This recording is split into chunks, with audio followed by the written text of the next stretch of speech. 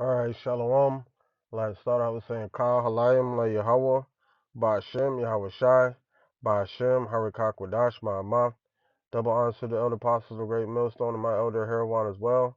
Salutations to the Archean that are pushing the truth to sincerity and truth. And peace and blessings to the men, women, and children that believe in the name of Yahweh Ba'ashem Yahweh Shai. Alright, I'm Kanak Shalom Yasharala from the Lions in the Yasharala camp. This is gonna be a quick spiritual hydration in the the the the scripture that this hydration is based upon is Second Timothy chapter 2, verses 3 and 4. And Lord willing, this lesson is edifying and serve this purpose for the hopeful elect, the ones that truly believe in the name of Yahweh Shem Shai. All right, I guess I give a quick testimony about my current situation to where I was recently involved with a woman, and we were together for 8 years, got two children together, and you know, she decided she wanted to leave or whatever, whatnot. And I took it kind of tough. You know, went from seeing my children every day to seeing, them on a schedule, which is it's cool now, but it wasn't at the beginning. You know, we can only see the beginning of what I'm saying. Yahweh Shem Shai's plan, and not at that point in time, I wasn't in the full understanding as to what was going on. But it was a tough time. But what it did is consume a lot of my thought process and my mental time. And to be honest, that's the most expensive commodity that we have is time here. It's the most precious thing that we have. And what I'm finding out is the closer we get to the end, the more people try to occupy that amount of time, that space in our mind. They try to fill it up when you know, when we're trying to fill it up with Yahweh Shem Shai, you got other distractions that try to come in and put placeholders in your mind to kind of like distract you. And I'm slowly starting to realize that that's the purpose of majority of people that are in my life that are not in the truth. You know, like you'll even have individuals that'll sit there and talk to you all night on the phone about scriptures to get you all hyped up just to disagree. And that's all motherfuckers wanted to do is spend all that time occupying your time. You know what I'm saying? They'll low key subliminally we'll be thinking that we're dealing. You know what I'm saying? Our mind is on the Lord, but like we talking to individuals, trying. We get excited. You know, and then people want to disagree or try to combat what you're saying, and you know what I'm saying, or have, especially these women having itching ears. Like one thing that happened is when she left, she started bringing me back questioning the doctrine that I taught her because she was hearing stuff from other people, you know. So this just started wasting my time, you know what I'm saying? Because that's what she wanted to do. She wanted to still have relevance in my mind, and she felt like, you know, that was the only way she could do that. Feel like some sort of importance. But the thing about it is, you know, these people try to gain access to the most precious thing that we have, and that is our mind, man, which is where the spirit is being housed. What is our thought process? What do we mainly focus on? We don't want to make the same mistake that was made, that that was made in the beginning. So we got to be cognitive of our surroundings and pay close attention to what people's motives are that try to be involved in our life. And it's cool to conversate with people. We don't want to become robots, but I mean, we got to have that balance, But like I'm to the point where I just want to stop. I'll give you the amount of time or around the amount of space in my mind that I want to give you, and it'll probably be a small fraction of a thought. But after that, I'm done. I'm no longer allowing individuals to take the most important thing from me that I have is the time.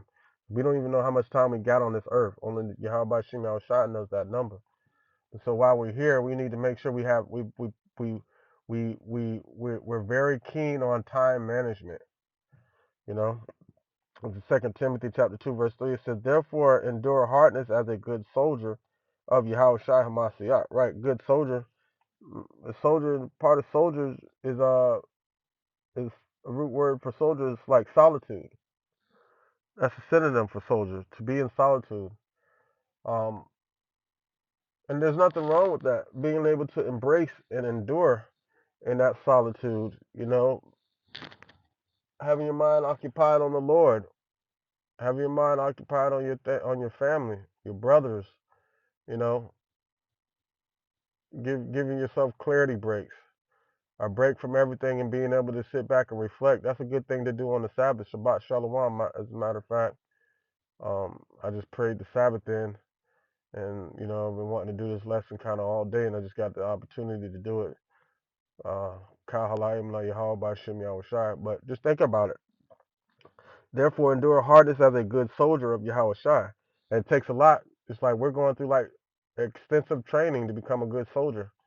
Extensive training like Navy SEALs training. That's why we have endure hardness. We have to endure um, um, affliction and persecution. There's a couple of precepts on this app right here. I just want to go into.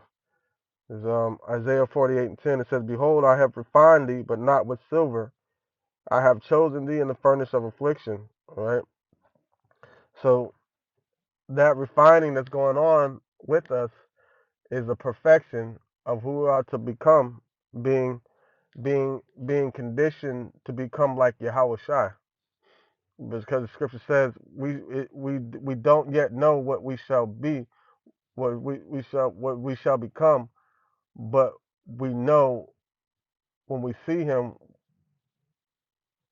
we'll, we will be like him, roughly paraphrasing. But we shall see him as he is, right? And we're going to be like Yahweh Shai.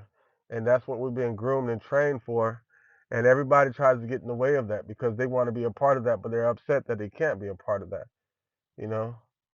So they try to take the things that's the precious thing from us is time and try to occupy that.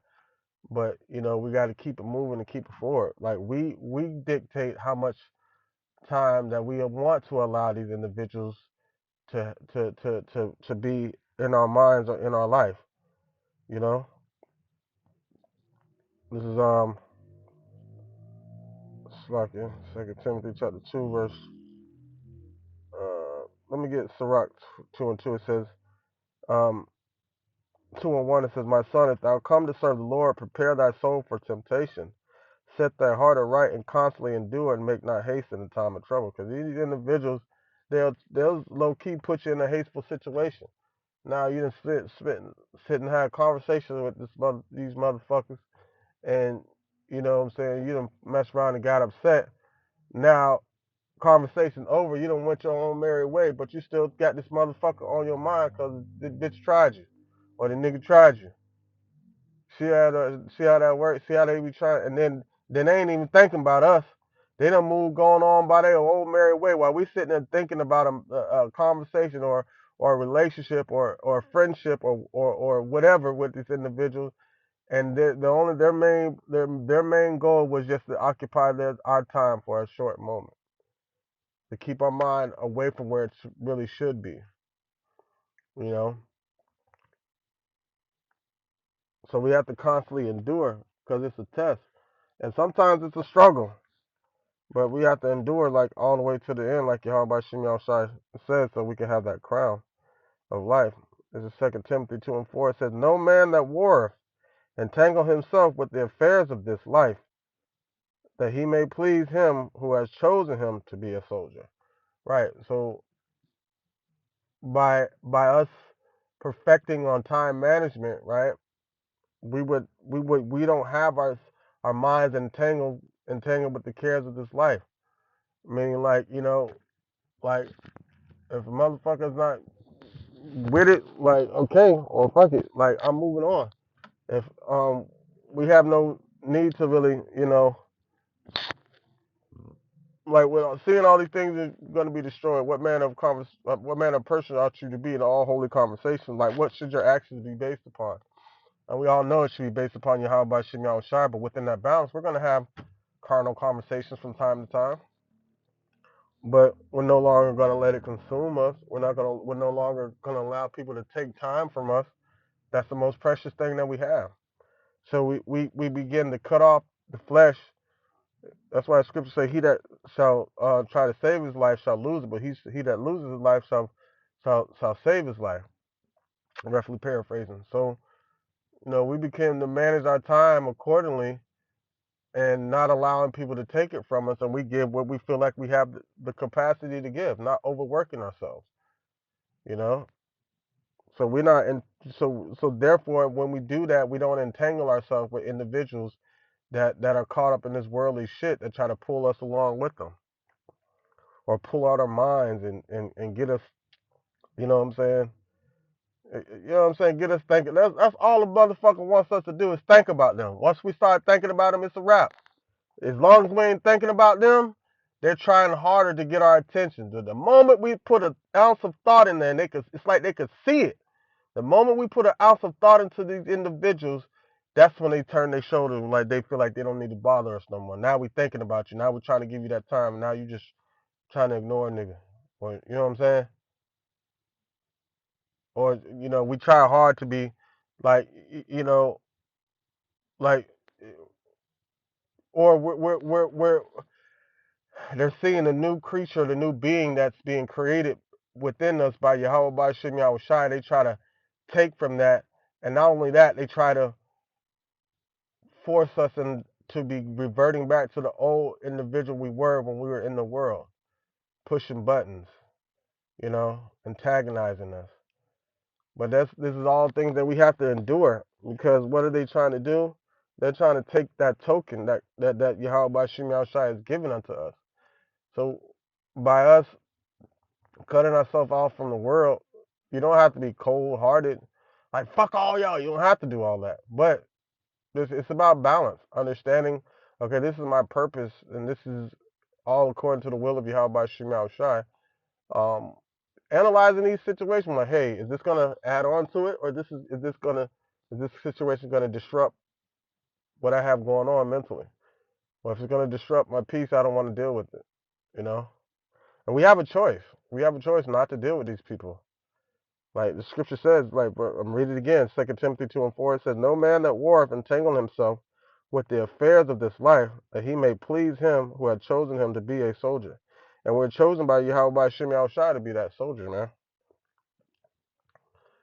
Many are called, but few are chosen. So once you're being chosen, especially the chosen ones, they really have to focus on time management, mental time management. What do you spend most of your time occupied on?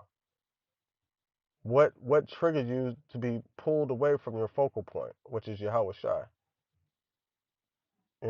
or not even pulled away from your focal point, but like now you're adding stuff to the plate that doesn't really need to be there, you know.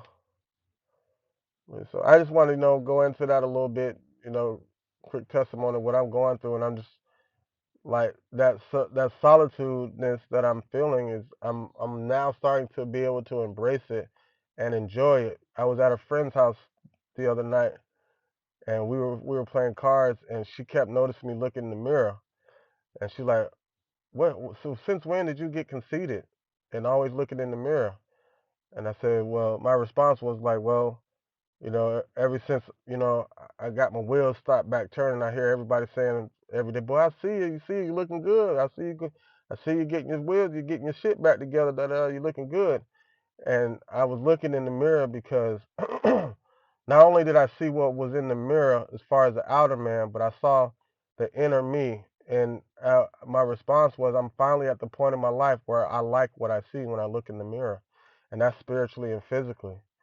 I no longer look down upon myself. I no longer devalue myself because for the sake of others, because I want to try to fit them in my life because my energy is too big. So now I have to devalue myself and let them tell me what my worth and my value is, and in order for me to be accepted in their life.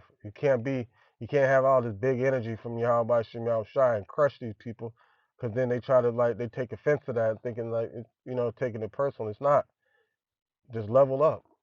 Like we can teach you how to level up, but you have to have the spirit. So being able to embrace um, this sense of solitude that's been given to me by Yahweh Shem Shai is a beautiful thing, because by her leaving, it created a void within me, and I didn't want anybody else to feel that void but Yahweh Shem Shai. I didn't want another woman, you know. I didn't want, I didn't want nothing to fill that void but Yahweh Shem Shai, because I know Yahweh Shem Shai won't take it from me. These people like to get you at a certain point to where you think about them and you feel comfortable with them and you feel comfortable with by the way they make you feel.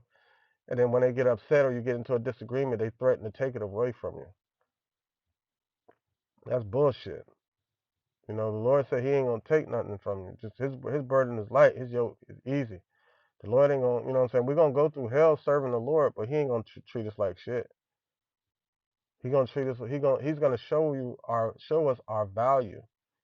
Like He's not gonna devalue us. He's gonna really put. He's putting us at a standard, or putting us up on a pedestal that we really don't even deserve to be on. That's where it's at. That's where your mind should be at. That's what we should be focused on. Somebody that's showing us over our worth. You know what I'm saying? Because our righteousness is as filthy rags.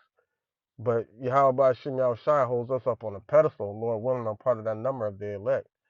So as long as we stay focused upon that, man, we can't lose. Regardless of who wants to deal with us or who don't want to deal with us. It don't even matter, because, I read it again. 2 Timothy 2:4. It said, "No man that warreth entangle himself with the affairs of this life, that he may please him who has chosen him to be a soldier." So we don't have to please these people. We just have to please the Lord. And a lot of times when you're doing what's pleasing to the Lord, it's displeasing to other people. So we just got to think about that and remain focused. If my walk and my path displease you, man, maybe you should exit stage left. You know. It was just a quick testimony, man. The Lord willing, this lesson was edifying to serve the purpose of that. Like Sekah Halayim, La Yahweh, by Hashem, Yahweh Shai, by Hashem, Harakak Wadash, Ma'amah. Double honors to the elder apostle, the great millstone, and my elder Herawan as well. Salutations to the archon that are pushing the truth, to sincerity, and truth. And peace and blessings to the men, women, and children that believe in the name of Yahweh by Shem Shai. Shalom.